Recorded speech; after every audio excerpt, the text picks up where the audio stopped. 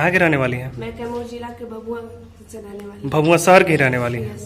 10th की board में क्या कुछ परसेंटेज आपका आया है? मेरा 95% और पूरे डिस्ट्रिक्ट में 3rd रैंक आया है। डिस्ट्रिक्ट में अब तो अखबार में नाम तो जरूर आया होगा, बिल्कुल, खुश लग भी रही हैं। बहुत ज्यादा।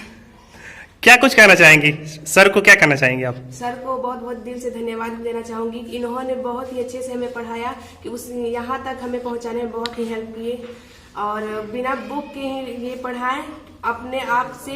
तभी हमें लगा कि नहीं, जब ये बिना बुक से पढ़ा सकते हैं तो हम लोग भी बिना बुक का उपयोग किए ही हम लोग यहाँ तक पहुँच सकते हैं। कुछ बुक से भी हेल्प मिला, लेकिन ज्यादा यहाँ के टीचर से जो पढ़ा रहे थे उनसे बहुत ज्यादा हेल्प हुआ।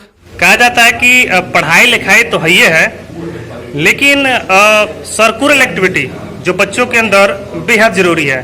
तो वैसे फिजिकल एक्टिविटी के लिए आप क्या कुछ करती हैं और कौन कौन का चीजों अब तक आप उपलब्धि प्राप्त करी हैं?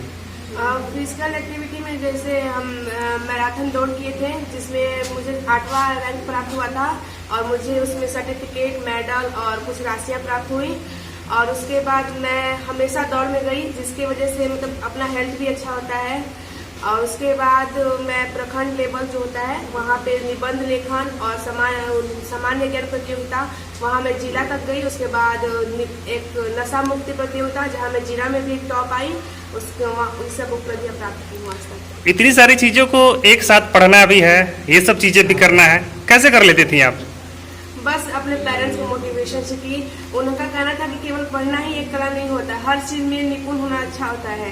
तो इसकी वजह से मतलब हमेशा एक हमारे सर थे स्कूल में, ब्रजेश नाम था उनका ब्रजेश, तो वो उन्होंने हमें हमेशा मोटिवेट किया कि नहीं तुम ये कर सकती हो, यहाँ तक जा सकती हो। तो उनकी वजह से वो शुरू की और अब तक वही। अभी सर से मेरी बात हो रही थी कि आप संगीत के क्षेत्र में भी हैं, तो इस क्षेत्र में कुछ अपना जो अच्छा भजन हो वो थोड़ा सा गुनगुना दीजिए। एक हिंदी सॉन्ग है जो माँ के ऊपर गाया गया था।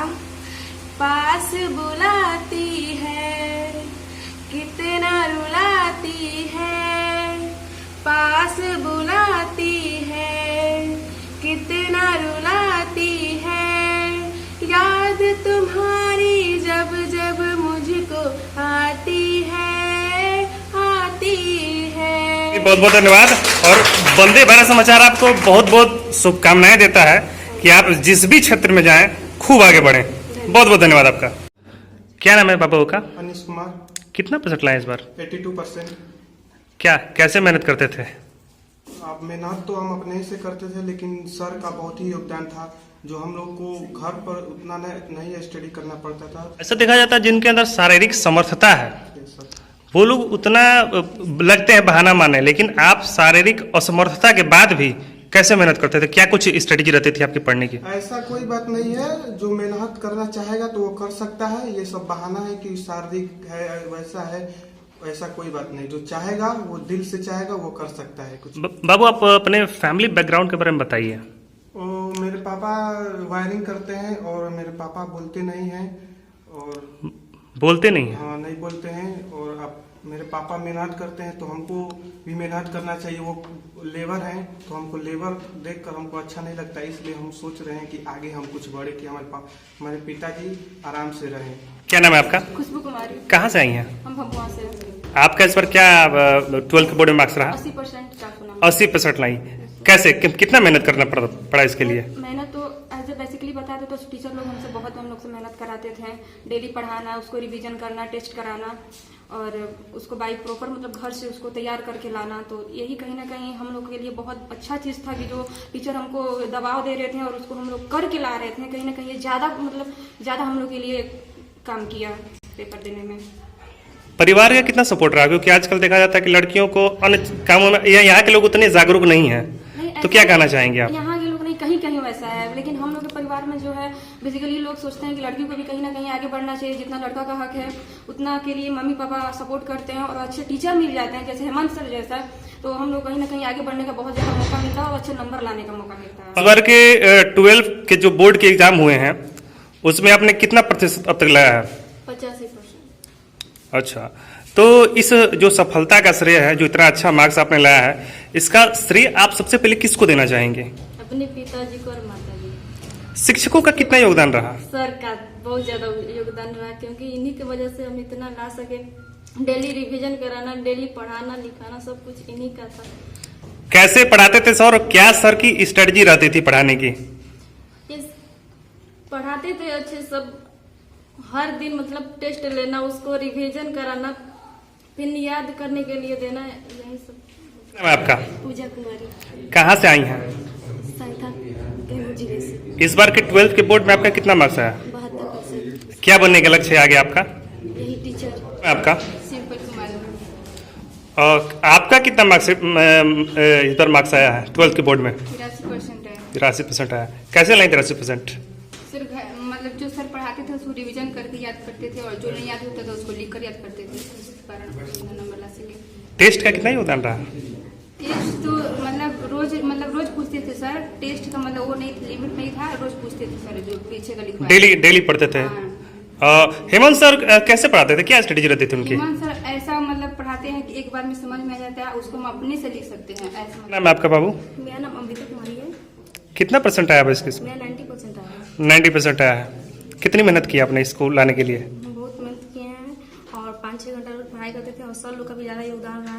पहले मेरे को हिस्ट्री में तो अच्छा नहीं लगता था, समझ भी नहीं आता था, यहाँ पर आए तो मुझे हिस्ट्री में ज़्यादा इंटरेस्ट हुआ, और हिस्ट्री में अच्छा लगा मेरे को। घर वाले क्या कुछ कहना था जब आपने इतना अच्छा परसेंट ला के दिखाया तो? उन लोगों को अच्छा लगा कि मतलब ये लाए, तो उन लोगों ने बोला कि थोड़ा इंटर में मेहनत करना, उसमें भी ज़्यादा अच्छा लिखा है। इंटर में क्या कुछ कौन सा संकाय लेना है आपको? हमको साइंस लेना है। साइंस लेना है। क्या बनना है साइंस लेके? हमको सीजल क्रैक करना है। सीजीएल क्रैक करना है, एसएससी की तरफ जाना चाहती हैं? क्या नाम है आपका? बता कुमारी। कितना परसेंट लाई है इस बार? 90%। क्या कहना चाहेंगी शिक्षकों को? शिक्षकों को बहुत बहुत धन्यवाद देना चाहेंगे, क्योंकि सारा योगदान इन्हीं का रहा। मतलब सर हेमंत सर, जैसे हमको हिस्ट्री में उतना इंटरेस्ट, 8 सब्जेक्ट उतना इंटरेस्ट नहीं था, लेकिन यहाँ पर आने के बाद सर लोग इतने अच्छे से पढ़ाते थे, और रिवीजन और हमको लगता था मतलब बुक से ही, लेकिन सर लोग ऐसा पढ़ाते थे कि पूरा बुक में याद हो जाता। घर पर जाकर देखते तो सर मतलब पूरा जैसे सर पढ़ाते वैसे बुक में होता था, तो मतलब बहुत ज्यादा खुशी होती थी। और सर टेस्ट लेते थे हमेशा, हम लोग को ज्यादातर रिवीजन भी कराते थे, और इससे हम लोग को बहुत जल्दी याद भी होता था, और घर पर जाकर उतना मतलब रट्टा या फिर याद नहीं करनी पड़ती। ज्यादा पापा से भी पूछते थे तो बड़ा लोग बता देते थे। आपने इस बार 10th का बोर्ड दिया है, और रिजल्ट भी कुछ दिनों पहले आया है। क्या कितना परसेंट लाए आप? 92%। कितनी मेहनत लगी इस 92% को लाने में? 5 से 6 घंटा पढ़ते थे, और सर का इसमें बहुत बड़ा योगदान है, उन्हीं के चलते इतना आ गया। कैसे सर पढ़ाते थे? हेमंत सर का रहो, जितेंद्र सर का रहो, क्या योगदान रहा? कैसे पढ़ाते थे, क्या स्ट्रेटजी रहती थी बिना इनकी? बुक के पढ़ाते थे, और ऐसा पढ़ाते थे कि घर पर केवल एक बार देख लेने पर पूरा समझ में आ जाता था, याद हो जाता था। फैमिली वाले, परिवार वाले जब ये रिजल्ट सुने तो क्या कहे? सर कहे आगे इससे भी बेहतर करना है। आगे इससे बेहतर करना है। टेस्ट कितना लगाते थे आप डेली? सर टेस्ट, सर बहुत टेस्ट लेते थे, यहाँ 90% वहाँ टेस्टे चलता था। टेस्ट चलता था। और आधा घंटा अंत में हरदम रिवीजन चलता था, और शुरू में पढ़ाते थे सर। आगे पापा आपके क्या करते हैं वैसे? पापा हमारे कचहरी में रहते हैं, तईद है। आगे क्या कुछ बनने के लिए सोचे? क्या कौन से संकाय लेंगे इस बार आप? सर हम साइंस लेंगे। साइंस लेंगे। साइंस बन के क्या, कहाँ किस क्षेत्र में जाना चाहते हैं साइंस के? एनडीए की तैयारी करते हैं। एनडीए की तैयारी करते हैं। आपके जो छात्र और छात्राएं हैं, इतना अच्छा प्रदर्शन इस बार मैट्रिक और 12th के दोनों एग्जाम में लाए हैं, क्या कुछ कहना चाहेंगे? मैं यही कहना चाहूँगा कि जिसको भी जिंदगी में आगे बढ़ना है वो मेहनत करे, परिश्रम करके आगे बढ़े।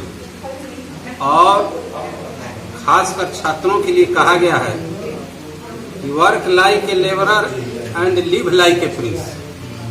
विद्यार्थी जीवन में मजदूर की तरह काम कीजिए, खटिए, पढ़िए, लिखिए, और आगे आपका जीवन राजकुमार की तरह बीतेगा।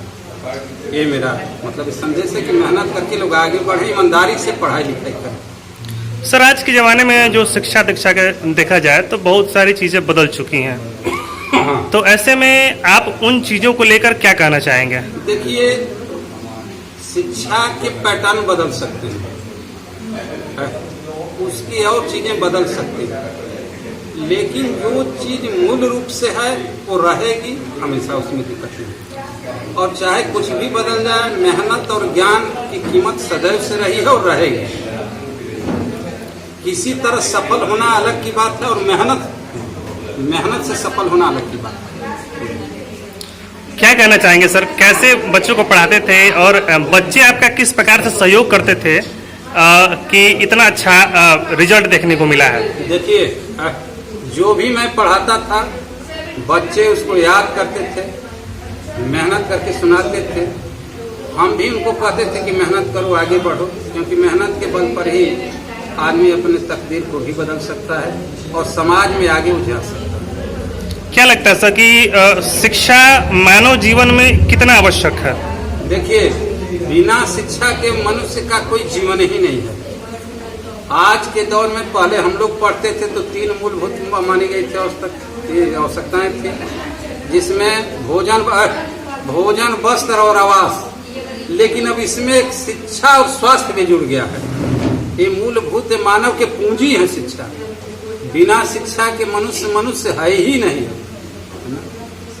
इस बार बिहार बोर्ड का अगर बात करें हम, हाँ। तो 12th और 10th दोनों में इस बार बच्चों को जो पास होने का है, जो ग्राफ बढ़ा है, क्या लगता है कि बिहार में शिक्षा का स्तर बढ़ रहा है? नहीं, ये तो ग्राफ तो यही बता रहा है कि शिक्षा का स्तर बढ़ रहा है, सभी लोग अच्छा कर रहे हैं।